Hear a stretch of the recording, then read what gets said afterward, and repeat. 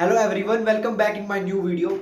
Today I am going to talk about Air Force FCAT exam जो Indian air force का FCAT का exam हुआ है 2021 का। मैं आज उसके बारे में बात करने वाला हूँ। उसका क्या एग्जाम पैटर्न रहा है। 28 अगस्त 2021 के एग्जाम की बात करने वाला हूँ जो आज ही कंडक्ट हुआ है।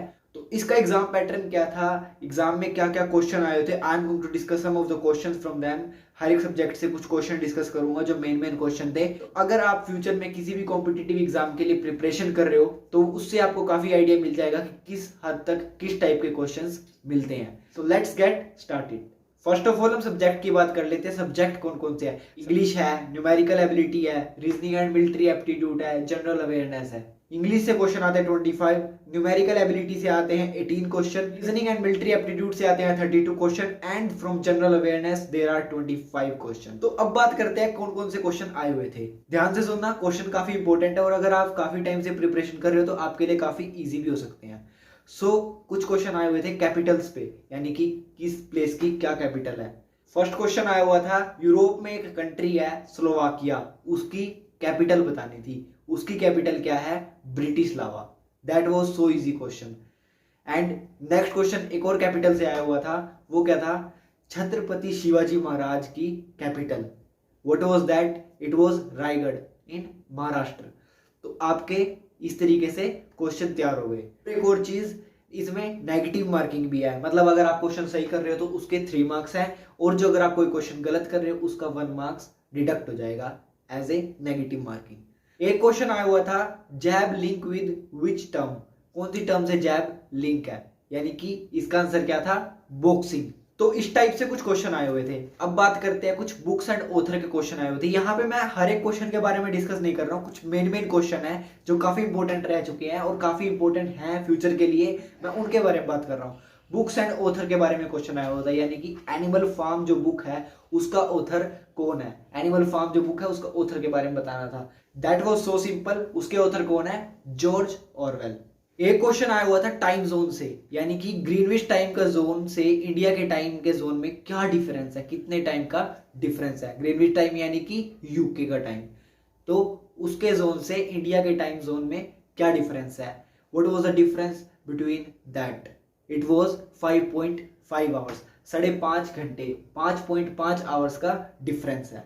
That was so easy question. Question काफी इजी थे। अगर आप काफी टाइम से प्रिपेयर कर रहे हैं या अगर आप रेगुलर प्रैक्टिस कर रहे हैं तो इजीली आप क्वेश्चन के आंसर दे सकते हो और आपके लिए वो क्वेश्चन कोई ज्यादा मुश्किल नहीं है। अगर हम बात करें इंडिगो रिवोल्ट की, तो इंडिगो रिवोल्ट कहां पे स्टार्ट हुआ था, नादिया में। कहां पे है, बंगाल में। अब एक क्वेश्चन आया हुआ था वाटर सोल्यूबल विटामिन कौन से हैं, विटामिन बी। नेक्स्ट क्वेश्चन क्या है, first chairman of India's finance commission कौन था, केसी न्योगी। नेक्स्ट क्वेश्चन है धुआंधार waterfall based on which river, किस रिवर पे बेस्ड है, it is based on Narmada river. उसके बाद एक क्वेश्चन आया हुआ था हमारे नेशनल एंथम से रिलेटेड, यानी कि नेशनल एंथम हमने कब अडॉप्ट किया था। It was adopted in 24 January 1950। Next question जो आया हुआ था वो था best player of sitar. Sitar जिसको हम बजाते हैं उसका बेस्ट प्लेयर या बेस्ट उसको कौन यूज करता है, पंडित रविशंकर।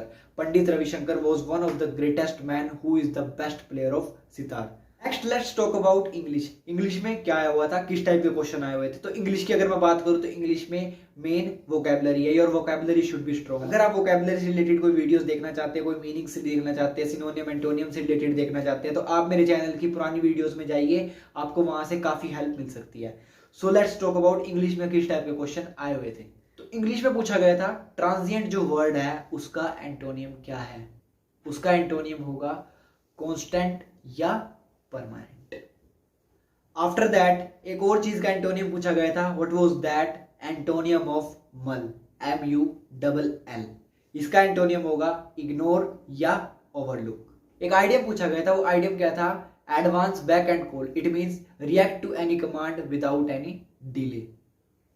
एक मस्टी वर्ड सुना होगा आपने इंग्लिश में, उसका सिनोनियम आया हुआ था, यानी कि सेम वर्ड उसके जैसा एक और वर्ड। मस्टी क्या होता है, that is not fresh. It means उसका सिनोनियम क्या होगा, स्टेल या मोल्डी।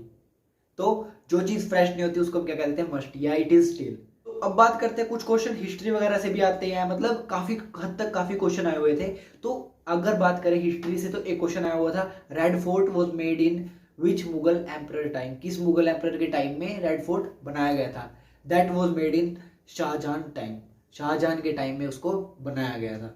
एक क्वेश्चन हमारे कॉन्स्टिट्यूशन से आया हुआ था, कॉन्स्टिट्यूशन रिलेटेड था एक क्वेश्चन, व्हाट वाज दैट, यानी कि according to 8th constitution of India how many languages are there, India में कितनी लैंग्वेजेस हैं according to 8th constitution. Answer is 22। एक और क्वेश्चन आया हुआ था, अब एक ही आंसर दो टाइप के क्वेश्चन में पूछा गया था, आंसर क्या होगा वो मैं अभी बताने वाला हूँ। जो सरदार सरोवर डैम है that deal with which river, कौन सी रिवर से डील करता है, that is Narmada. So Narmada river पे दो क्वेश्चन आए हुए थे आज के एयरफोर्स के एफकेट एग्जाम में।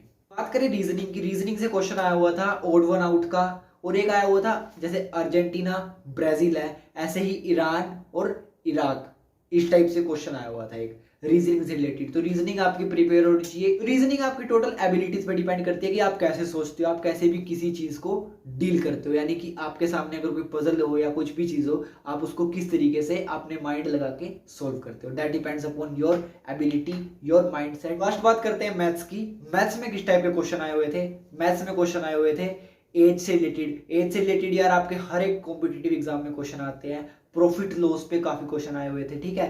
टाइम स्पीड डिस्टेंस पे आए हुए थे, जैसे वो बोट रिवर स्ट्रीम काम करते हैं क्वेश्चन, उस टाइप के आए हुए थे। स्पीड वाले क्वेश्चन, ट्रेन की स्पीड फाइंड करना, ठीक है।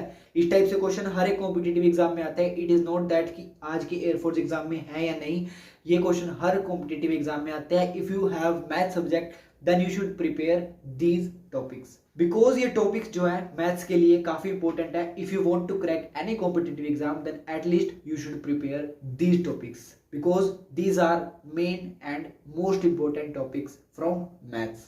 सो मैथ्स के लिए मैं आपको एक टिप बताना चाहूंगा कि मैथ्स का कैसे कर सकते हो। Everything is depend upon formula. तो फॉर्मूले के लिए आप डेली प्रैक्टिस कीजिए, डेली फॉर्मूला को लिखिए। जो भी फॉर्मूला चाहे आपको वो आता हो डेली, फिर भी आप उसको डेली लिखोगे ना, एक वो आपके माइंड में चलेगा फॉर्मूला कि yes I have learn this formula and I should know, मेरे को याद रखना है, और वो आपको ऑब्वियसली याद रहेगा।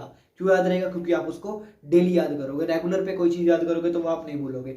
तो फर्स्ट ऑफ ऑल आपको मैथ्स के लिए एक फॉर्मूले की नोटबुक लगानी होगी, उसमें आप डेली कुछ ना कुछ फॉर्मूलाज लिखिए। फॉर्मूला लिखोगे तो आपकी प्रैक्टिस हो जाएगी, आपकी प्रैक्टिस होगी तो आप इजीली कोई भी एग्जाम दे सकते हो, बिकॉज मैथ्स टोटली डिपेंड करता है आपके फॉर्मूला पे कि आप किस टाइप के फॉर्मूला कैसे यूज कर रहे हो। तो गाइज आई थिंक वीडियो आपके लिए काफी हेल्पफुल होगी। अगर आपको वीडियो अच्छी लगी और वीडियो आपके लिए हेल्पफुल हो तो please do like share and subscribe my channel. Thanks for watching. Hitesh Rana.